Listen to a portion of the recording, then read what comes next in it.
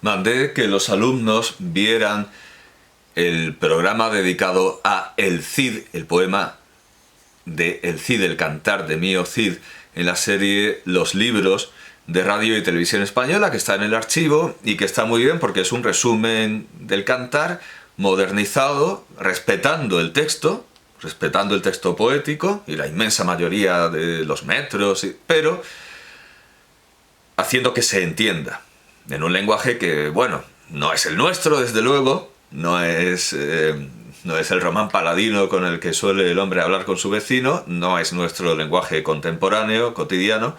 Me parece un error, desde luego, empezar la literatura española por el Cid, ya haremos algo, pero bueno, como los alumnos acaban de llegar, están así en frío, les da igual 8 que 80 porque están con las tildes, no pasa nada por empezar con algo de lo que no se vayan a enterar demasiado.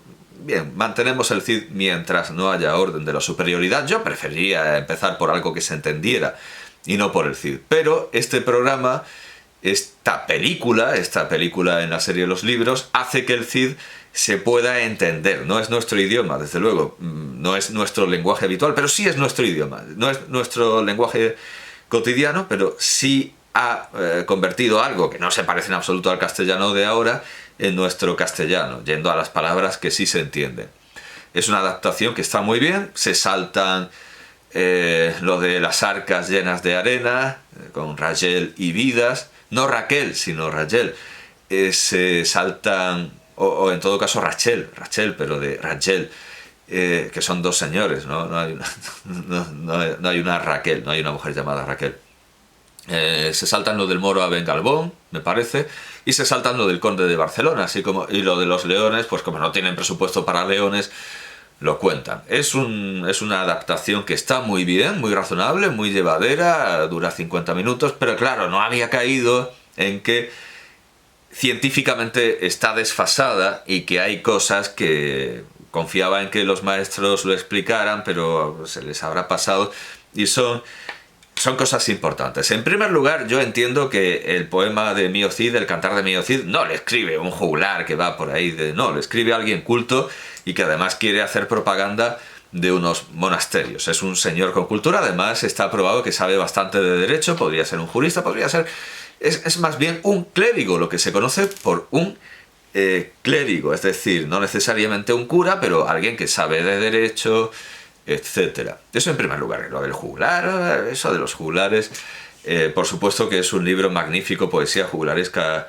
y juglares de Menéndez Pidal, pero el suponer que semejante poema en su forma definitiva, no digo en sus formas primitivas, originarias, de las que ha bebido, que esto lo haya escrito una especie de bufón ambulante, no tiene cabida. Esto en primer lugar. Segundo, he visto que algún alumno me ha puesto que el poema de Mío Cid es de 1097. No, hombre, no. El poema de Mío Cid, el cantar de Mío Cid, no es la primera obra literaria sobre el Cid. Antes está el Carmen Campidoctoris, está el poema de Almería y aparece el Cid. Todo eso está en latín. El poema del Cid, en la forma en la que lo tenemos nosotros, es del siglo XIII, al igual que la primera lírica castellana, que es la de Lope de Moros en La razón de amor feita y Los denuestos del agua y del vino. Lope de Moros, primer autor de nombre conocido, 1205, 1201, 1205. Digamos que el Cid es de 1207, como me han puesto algunos alumnos, en ningún caso de 1099. Porque si fuera una obra contemporánea del Cid, no se hubieran inventado pues dos tercios del poema. Porque la primera parte en la que lo dividió Menéndez Pidal es histórica, aunque las hijas del Cid no se llaman como ahí se las nombra. Doña Elvira y Doña Sol se llamaban Doña Cristina y Doña María.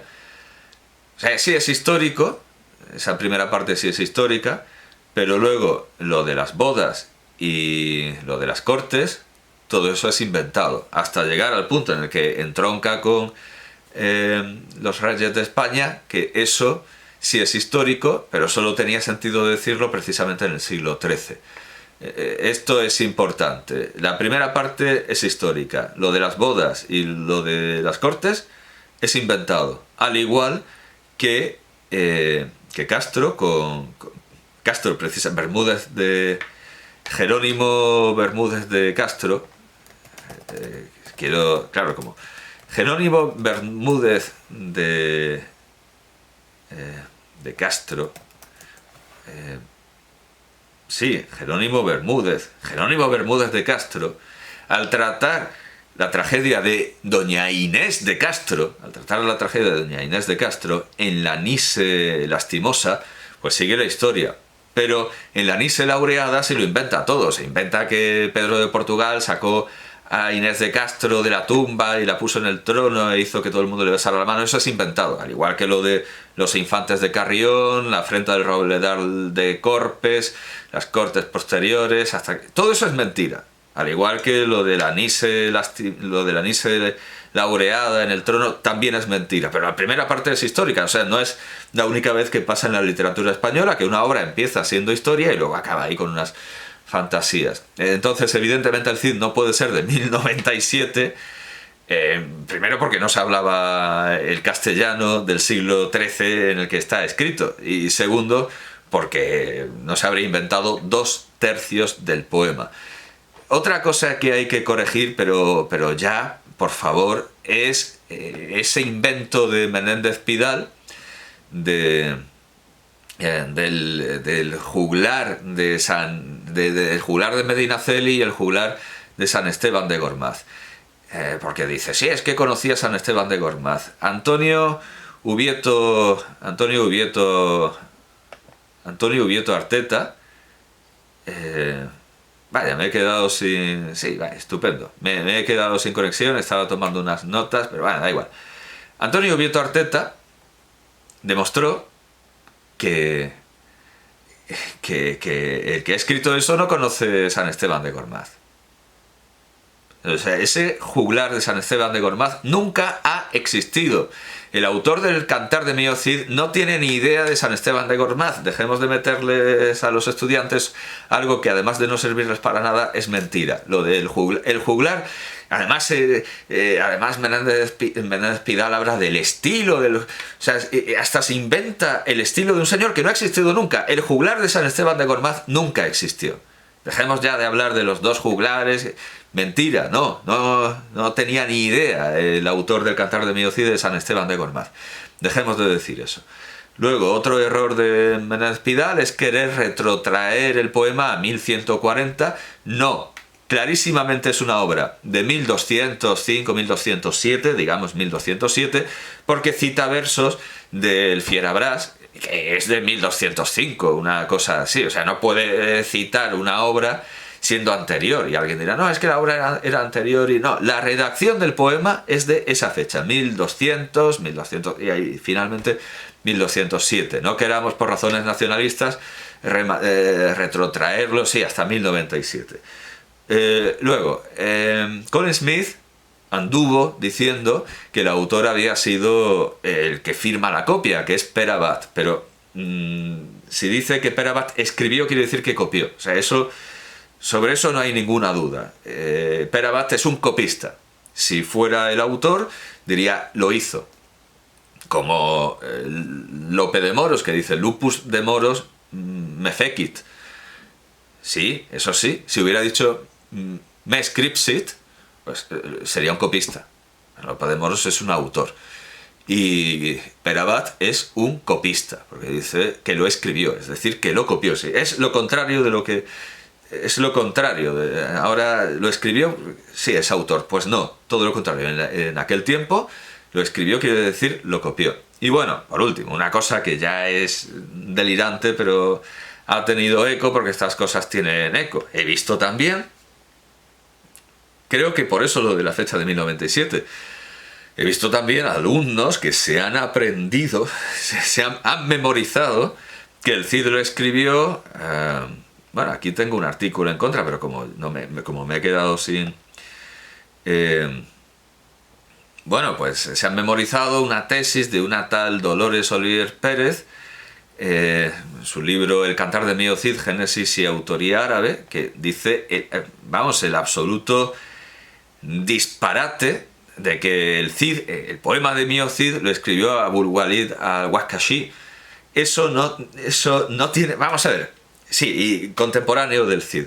Si acabábamos de ver que el poema de Mío Cid cita el Fierabras, que es de 1205, si acabamos de ver que en el Cid hay esa influencia francesa que Menéndez Pidal intentaba esconder debajo de la alfombra, porque para él lo importante es que el Cid fuera germánico, que reprodujera la épica germánica, la importancia de la barba y otras tonterías, para que nosotros fuéramos un pueblo autónomo, independiente, que venía de los godos y que no tenía influencias francesas ni arábigas. Por supuesto que en el Cid hay influencia árabe. En lugar de decir Mío Cid, se dice ya es esa interjección de vocativo en árabe, y el propio nombre del Cid es un nombre árabe, de Said, señor.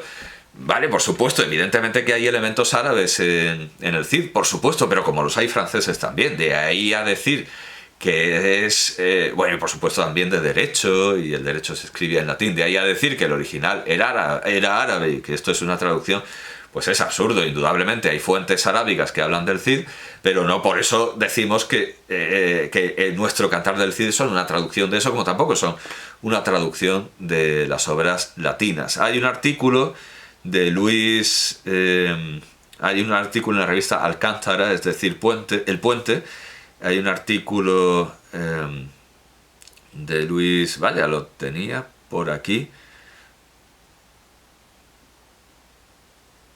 No, bueno, vaya, bueno, pues voy a hacer un artículo una nota de Luis Molina, es un artículo conjunto con Alberto Montaner, y sobre este libro que dice que el Cid es de autoría árabe, dice Luis Molina: la obra que estamos valorando tiene fecha de publicación de 2008, pero de la bibliografía citada se desprende que el trabajo debió de ser concluido 3 o 4 años antes.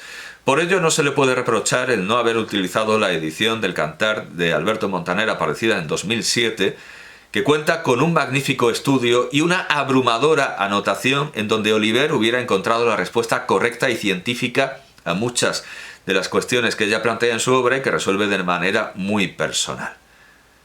Es decir, como el que quiera saber, que vaya a Salamanca. El que quiera saber del Cid tiene que acudir a Alberto Montaner. Yo recuerdo que me decía José Palomares Expósito: ¿has visto la nueva edición de Alberto Montaner? Es mejor que la de Menéndez Pidal. Y digo yo, ¿pero qué me estás contando? Mejor que la de Menéndez Pidal, ¿no exageras un poco? Infinitamente mejor que la de Menéndez Pidal. A años luz de la de Menéndez Pidal. Ha invalidado a Menéndez Pidal. No se puede seguir enseñando a Menéndez Pidal en los institutos, hablar del juglar de San Esteban de Gormaz, que nunca existió, de la fecha de 1140. No se puede seguir enseñando a Menéndez Pidal. Hay que enseñar a Alberto Montaner. Ha demostrado por todos los medios posibles, incluyendo el químico, sus tesis, posturas, y que ya no son tesis, son algo más que...